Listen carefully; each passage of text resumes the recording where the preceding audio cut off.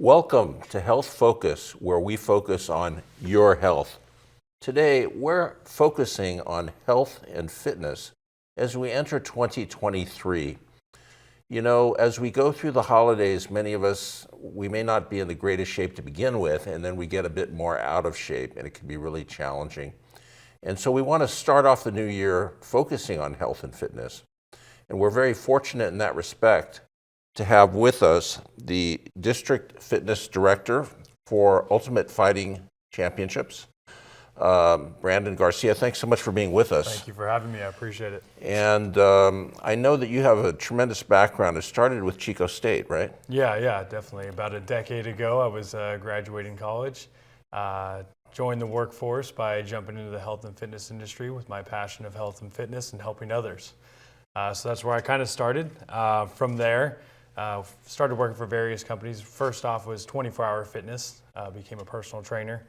Started training a little bit of part-time and realized I can make that into a full-time career. Fell in love with the fact that the rewards that job had given me as a human being. And then I found my niche in helping, more of the senior population is where I kind of fell about and really got my confidence and got my wheels going. So that's kind of where I ended up, and then ultimately started to climb the corporate ladder. Decided I wanted to get into management because I wanted to help my coaches become better instructors as well. That way I can have more impact on more people. And then decided from there, move into a higher management role, and then ultimately left that company of 24-hour fitness and joined UFC Gyms about 3 years ago in 2019, and that puts me right here today. And so you have a Bachelor of Science degree. You also have some certifications. I think one is called NESTA. Yeah, so I have a few extensive certifications, NESTA being kind of the backbone. That was the very first one I received when I was in college.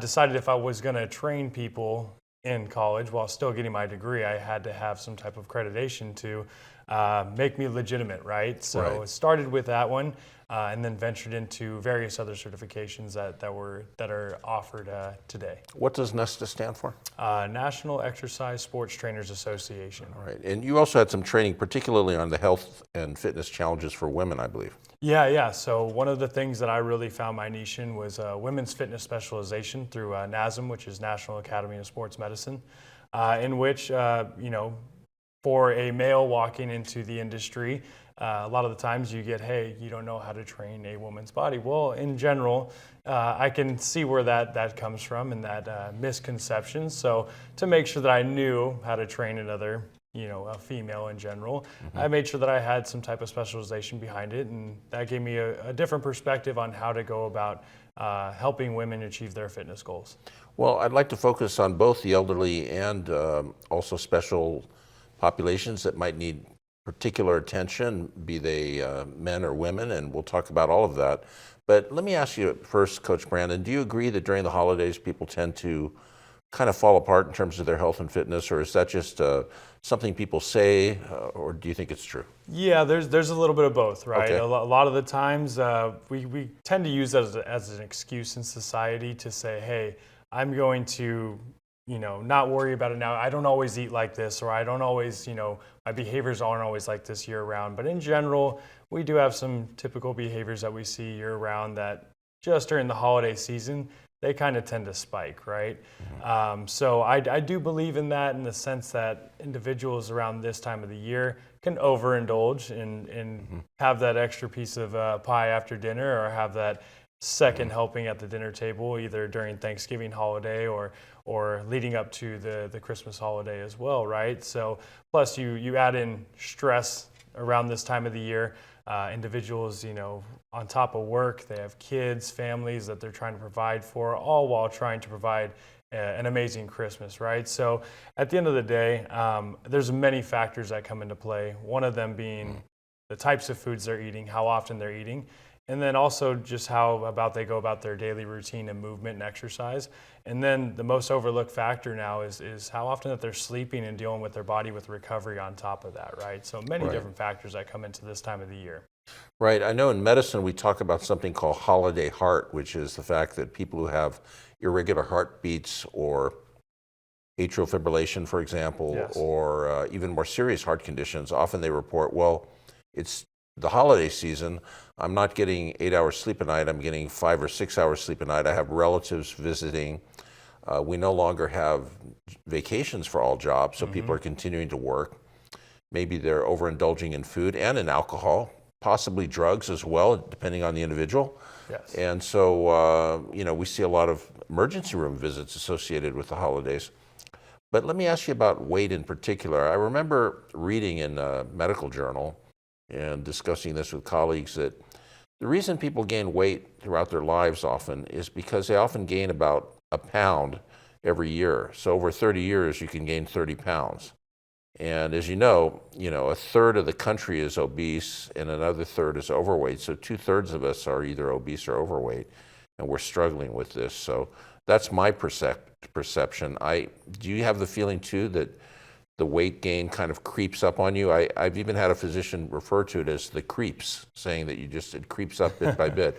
But I don't know, do you see that, or do you see more that people suddenly gain weight over a couple of years, or what do you see? I more see people's lifestyles changing over the years, right? We go from moving a lot to not moving much at all, right? And especially in the last few years, people become a little bit more sedentary, right? And the option to have things quickly and at your doorstep at any given time is also a factor, right? But for me, when I look at it, it's really people start to gain weight due to the fact that they just start to slow down themselves. They don't exercise enough. They're not doing enough resistance training, that being a backbone of any type of health and fitness program, as well as cardiovascular training. And then I'll always revert back to recovery and sleep being a big portion of how we go about, are we gaining weight or are we losing weight as well? Well, let me ask you, Coach Brandon, when someone comes in to see you and you're doing your initial assessment, I know you do a formal kind of assessment at UFC.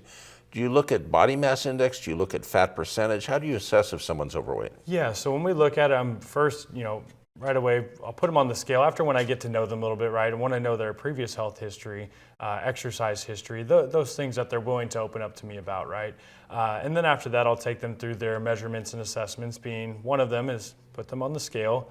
And then second, we're going to measure their body fat percentage. That's going to be more of an indicator to, things like cardiovascular disease, stroke, diabetes, cancer, the things that we should be exercising to prevent is what the body fat percentage is going to tell me if they're going to be at higher risk, right?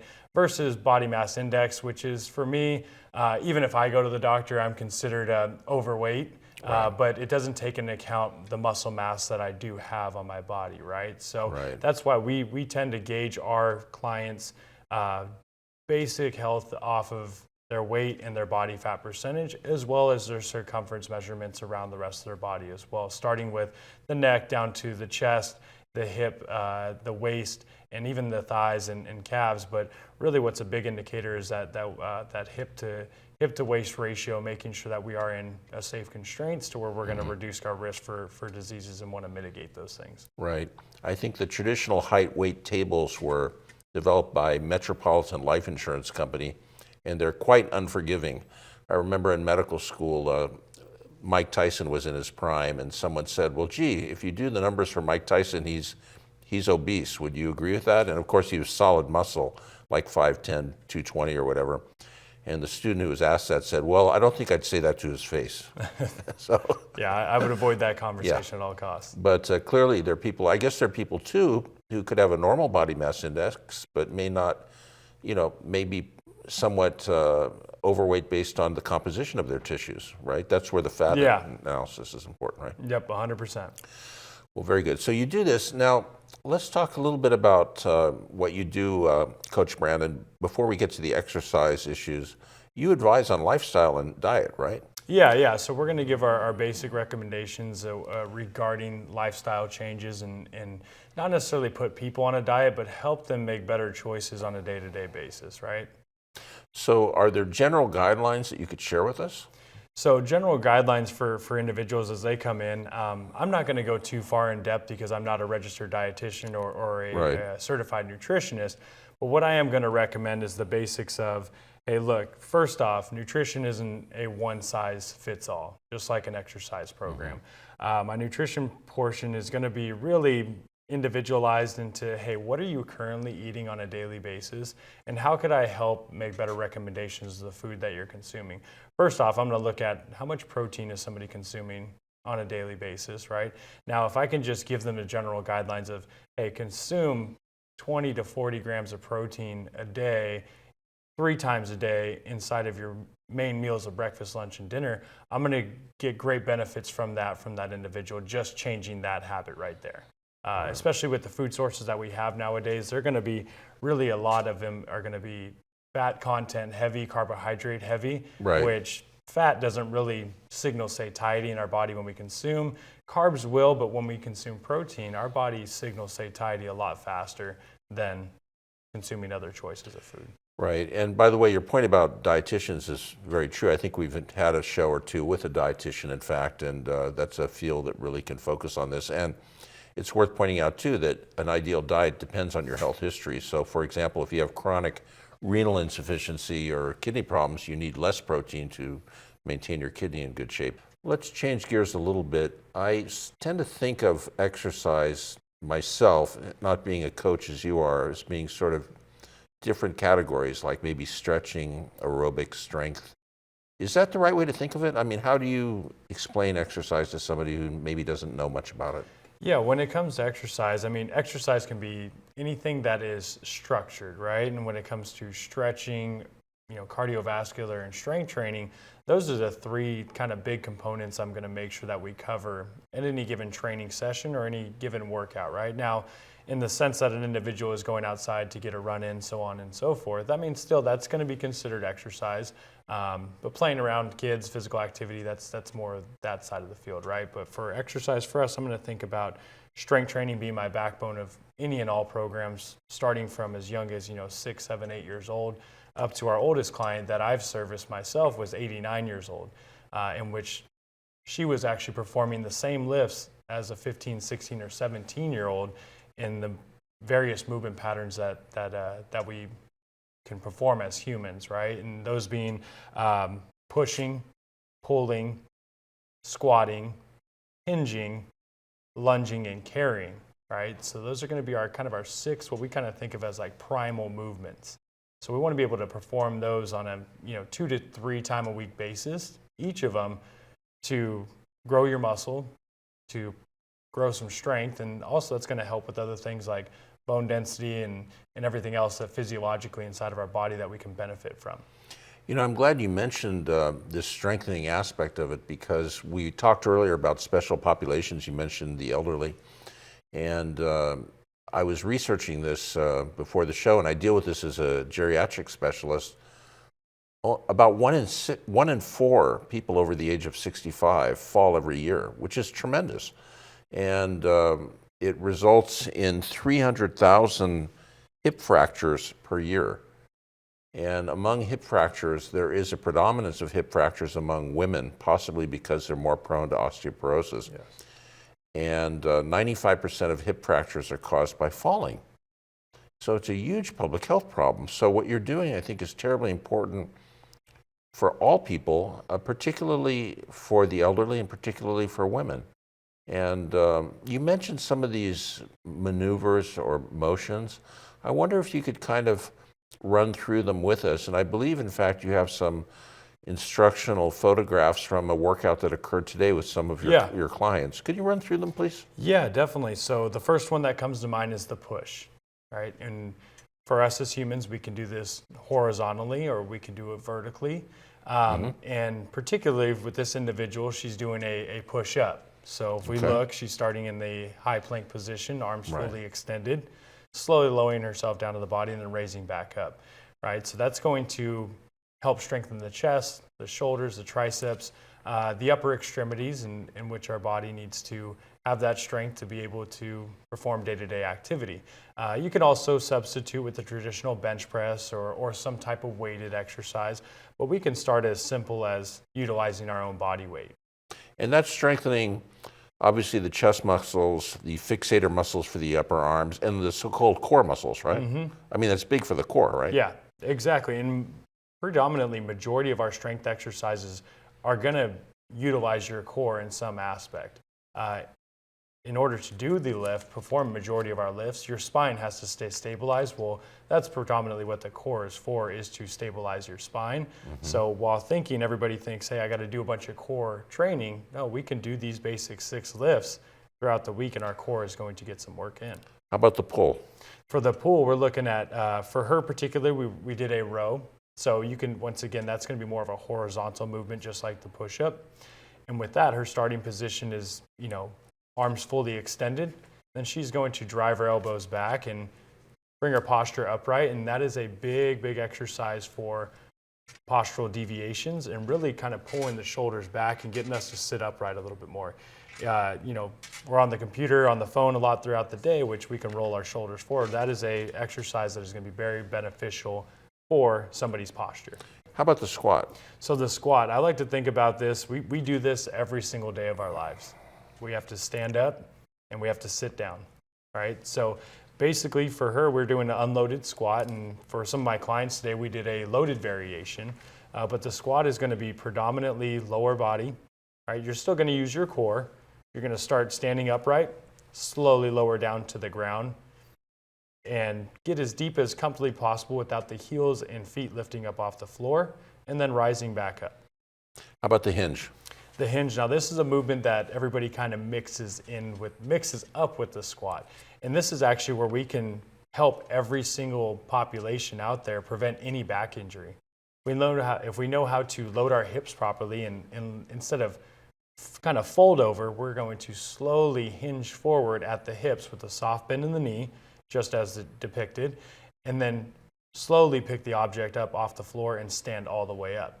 Once again, predominant movement goes from utilizing the front of the legs to the back of the legs and the glutes there, and protects the lower back from any harm. And then the lunge? So lunge is really where we can find individuals, kind of coinciding with getting up and off the floor, right? We're talking about people that are falling in life and trying to get back up. If you can't lunge properly and use one leg at a time, it's going to be a little bit tough to get up off the floor. But the lunge, same thing. We're going to just load one side of the body at a time, and I'm going to focus on trying to stay balanced throughout that motion as well. And the last thing is adjusting it with weights. I have this in my notes from talking to you off air. Yeah. How does that work? So adjusting the load, you can either load from the top, so where you can actually hold it on your shoulders and load the spine, or hold weights to the side. And what the load is going to provide is just extra tension, which is going to stress the muscle a little bit more, right? Create those micro tears, which is actually going to help repair and rebuild the muscle to become stronger. And I'd like to acknowledge UFC for graciously allowing us to take these photos, and also our 2 demonstrators. The young lady who does water polo, could we share her name? Yeah, actually, she is Marlena. She is one of our front desk employees. She's been exercising with us for the last year. We brought her on board as an employee as well, so now she gets the best of both worlds. She's very inspiring. And the other, I should just say, is my wife, Camille. And I'll mention her in part because thanks to the excellent training that she's had at UFC, she actually has competed and won a competition in her age group as a power lifter. So I think whatever you're doing it right, I must say. But I guess it's a teamwork thing, right? Because it's what you teach, but it's also what people are disciplined enough to do. Yeah, definitely. It's a two-way road, that's for sure. I'm going to put in just as much effort as they are, and we're going to meet each other halfway and reach goals, together throughout this process. Now, what if someone says, listen, this is great, but I don't need a coach, I don't need a gym, I could just do my own thing on my own. Why should a person go to a gym? I mean, I realize that it's not necessarily the case that you're saying that, but there must be pros and cons. We're starting a new year, people have inertia, how do they overcome it? Yeah, so I think the big thing is sense of community, right? When you're around a community of individuals with the same aspirations as you, it gets a little bit more motivating when you're with others. Specifically with the coach, the motivation factor, us being able to hold another individual accountable to their program and not let them fall off. Versus if I'm going to go do it on my own, one, I don't get that sense of community. I'm by myself, and there's nobody to hold me accountable to it, whether that be my coach or a group of friends that I meet up with at the gym and work out with. How often do most of your students come in and work out? I would say on average about 4 to 5 times per week. Do you work with people who are totally out of shape and just starting from ground zero? That is about 90% of our clientele that walks into the gym. First day at the gym in a while, and on average it's about 6 to 12 months. I kind of put them right in the 8-month period where we're finding people haven't exercised for that long of a time, and they're coming back in. They're not in the greatest shape. They once were in shape or might have never been into a shape, but they have this image in their mind of where they want to be, and that's where we take them hand in hand and walk with them along the way. And just to clarify, although this is UFC, they don't necessarily need to be doing mixed martial arts. No, but with that, we have the option to, right? So that's where our mantra becomes the train different aspect, where you don't always have to come to our gym to lift weights or do cardio. You can go and do a boxing class, kickboxing class, jiu-jitsu, and once again, we start as young as 6 years old and working all the way up into 89 is our oldest client. Great. And just to clarify, in our show, we don't, endorse or recommend specific products. I'm just struck by the fact that you do have this expertise, and it comes both from your training and being in a kind of organized setting. That's the main point I'm trying to make. And it sounds like what you're doing really well. We didn't talk much about aerobic or flexibility. And can you just say a few words about that? So when it comes to cardiovascular exercise, the heart is a muscle, and that's going to be important muscle to work as well, right? So I always recommend cardio based off what we call the FIT principle, which is frequency, intensity, time, and type. And we're going to make exercise prescriptions based off the individual's need, whether they want to get better at endurance or they want to burn a few extra calories. When it comes down to it, that is going to be also an important integral part of our either a weight loss program or a general health and fitness program, on top of the flexibility portion, because recovery is key. We can beat ourselves up in the gym all we want, but if I'm not allowing my body to recover, stretch, and allow those muscles to recoup, then I'm going to be doing not so much good for them over the long run. Are you optimistic about the future in terms of the conditioning of the public, especially coming out of the pandemic? Yeah, I am. I'm actually looking forward to 2023. 2022 was kind of a slower year in the sense of our fitness industry slowly rebuilding and getting the members, more of us gaining the members and community's trust that yes, we can do this safely. And there's nothing really to worry about when it comes to working out in the gym. Gyms have a common misconception of being dirty, but we really pride ourselves on cleanliness. And usually when people are sick, they don't go and work out. Coach Brandon, our time is limited. If someone wishes to get in touch with you and ask you any questions, how could they contact you? Yeah, actually, they can contact me via email, Brandon Garcia at ufcgym.com, or they can come down to our facility and speak with me. I'm there 6 to 7 days a week at times, and love to meet with them. And, we've tried to cover so much territory in such a brief period of time. As we begin to close out, do you have just a take-home message that encapsulates your many years of experience and expertise in fitness as we start this new year? Closing advice to our listeners, when it really comes down to it, what's your advice? Yeah, it's kind of my philosophy when it comes around to fitness. It's find the correct type of motivation. There's extrinsic and intrinsic, and if you find the things that you enjoy doing, and specifically when it comes to exercise, the activities that you enjoy doing, and you go off of the feel of how you feel before, during, and after versus the look of how you look before, during, and after, you're going to go a lot further in your fitness journey by paying attention to those little motivation cues inside.